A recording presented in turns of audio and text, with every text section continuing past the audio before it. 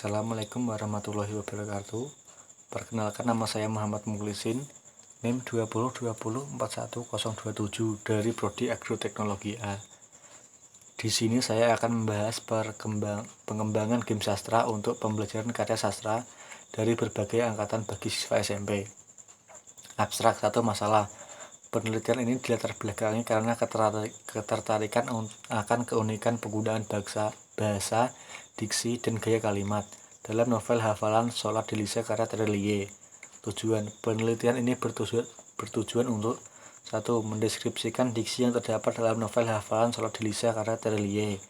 2. Mendeskripsikan gaya bahasa yang terdapat dalam novel tersebut.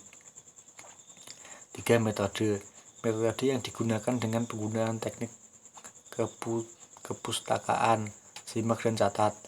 Instrumen penelitian yang digunakan berupa teks novel hafalan dari karya Terelie. 4. Hasil penelitian sebagai berikut. 1. Diksi yang paling dominan digunakan dalam novel hafalan Sholat Delisa karya Terelie adalah kata-kata asing yang diasumsikan sebagai gambaran kemampuan pengarang dalam penguasaan bahasa lain. 2. Gaya kalimat yang paling dominan digunakan dalam novel hafalan Sholat Delisa karya Terelie adalah kalimat dengan saran retorika. Hal ini menunjukkan pengarang memanfaatkan saran retorika agar pesan yang ingin disampaikan lewat cerita dapat diterima dan diinterpretasi oleh banyak dari berbagai sudut pandang. Kata kunci diksi, gaya kalimat. Pendahuluan. Bahasa Indonesia adalah bahasa yang berasal dari Melayu. Pembelajaran kesusastraan Indonesia merupakan bagian dari kajian ilmu sastra. Sastra Indonesia adalah sebuah istilah yang mencakup berbagai karya sastra yang salah satu KD yang dipelajari itu menurut KD yang ada penelitian pembuatan tentang pengembangan game sastra untuk pembelajaran karya sastra dari berbagai angkatan bagi siswa SMP. Sekolah yang penelitian observasi belum menggunakan media pembelajaran yang memadai tentang karya sastra. Padahal KD sastra ada di kelas 7-9. Game ini membantu menarik minat belajar siswa untuk membaca tentang karya sastra dari berbagai angkatan. Peneliti membuat game sastra untuk memberikan rasa senang dalam bahasa Indonesia khususnya dalam materi sastra. Game untuk siswa SMP sangat banyak saat ini, tetapi bukan game edukasi, melainkan game yang hanya membuat siswa merasa senang. Jarang ada unsur edukasi atau pembelajarannya.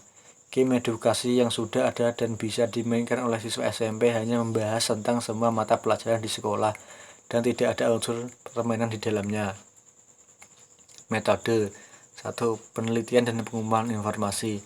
Tahap pertama dan model pengembangan Broad dan Gill adalah penelitian dan pengumpulan informasi awal. Tahap ini bertujuan untuk memperoleh informasi guna mendukung penelitian pengembangan. Tahap ini dapat berupa studi lapangan dan juga studi literatur. 2. Perencanaan. Tahap perencanaan merupakan tahap kedua dalam proses pengembangan ini. Tahap ini bertujuan untuk mendesain bagaimana produk yang akan dihasilkan. Produk yang akan dikembangkan dalam penelitian pengembangan ini adalah game sastra. Game sastra yang peneliti buat berdasarkan kompetensi dasar yang ada di kurikulum 2013, yaitu menelaah unsur buku fiksi dan non-fiksi yang akan dibaca. 3. Pengembangan produk awal. Tahap ketiga ini bertujuan untuk mengembangkan produk awal. Semua yang sudah direncanakan pada tahap perencanaan dikembangkan pada tahap ini.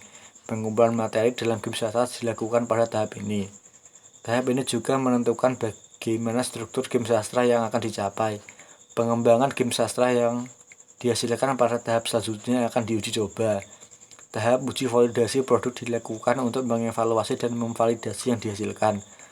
Validasi dan evaluasi akan dilakukan oleh ahli materi dan ahli media. 4. Uji lapangan awal. Uji lapangan awal ini dilakukan dengan uji coba pada kelompok kecil. Seperti telah dikemukakan, kalau dalam bidang teknis, desain produk yang telah dibuat tidak bisa langsung diuji coba, tetapi harus dibuat terlebih dahulu menjadi barang, dan barang tersebut harus yang diuji coba. Pengujian ini dilakukan dengan tujuan mendapatkan informasi penggunaan pengembangan game sastra dalam pembelajaran karya sastra dari berbagai angkatan bagi siswa SMP. 5. Revisi produk. Revisi produk dilakukan berdasarkan penilaian dan catatan khusus pada tahap uji coba.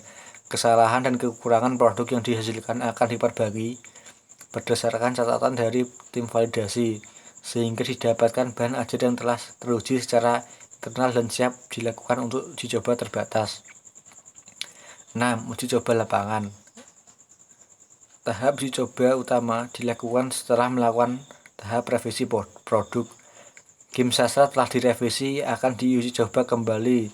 Subjek uji coba terutama dalam penelitian ini adalah siswa SMP, keluarga Duri, dan SMP Al-Hidayah. Uji coba tidak jauh berbeda dengan uji coba awal. Uji coba utama bertujuan untuk mengumpulkan penilaian dan komentar dari subjek uji coba awal. 7. Revisi produk.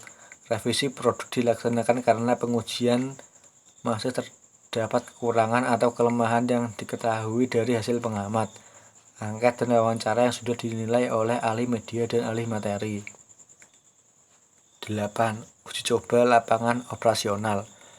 Uji lapangan operasional setelah pengujian terdapat produk berhasil dan mungkin ada revisi yang tidak terlalu penting, maka selanjutnya produk yang berupa media baru tersebut diterapkan. Pembahasan. Peneliti pengembangan ini dibuat untuk menambah bahan ajar khususnya untuk pembelajaran bahasa. Peneliti mengembangkan bahan ajar berupa game sastra untuk memberikan media baru kepada murid di sekolah. Sumber gambar boleh dari internet tetapi tidak diperbolehkan dari Wikipedia. Hasil pengujian 2 tidak ada revisi dari ahli media atau ahli materi karena perbaikan hasil pengujian 1 sudah dikerjakan dengan baik dan sesuai dengan apa yang ahli materi dan ahli media katakan sebelumnya. Begitupun dengan validasi ahli materi tahap 2 mendapatkan skor baik yaitu 73. Berdasarkan hasil validasi di atas, maka dapat disimpulkan bahwa media game sastra layak dijadikan untuk bahan ajar di sekolah. Penutup simpulan. Berdasarkan penelitian telah dilakukan dapat disimpulkan sebagai berikut. 1. Presentasi oleh ahli media dengan persentase 71 dengan kategori sangat baik. 2. Tahapan pengembangan game sastra. 3. Pengembangan game sastra menggunakan aplikasi Unity 3D. 3. Flowcard untuk menentukan letak menu, pembelajaran, dan konsep permainan. 4. Desain game berupa gambar, logo game, font game, background, dan sejenisnya. 6. Materi yang akan dimasukkan ke dalam game. 7. Program atau coding agar game yang dibuat dapat berjalan di PC. Berikut ini daftar pustakanya. Sekian pembahasan dari saya. Apabila ada kata yang salah mohon dimaafkan. Wassalamualaikum warahmatullahi wabarakatuh.